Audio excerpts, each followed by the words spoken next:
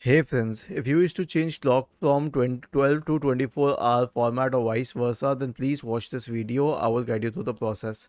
Naturally, it's in the 24-hour format, but right click on the start button, select settings, go to time and language, and then go to language and region. Okay. Now scroll down and you can change the region format from here. This is one thing.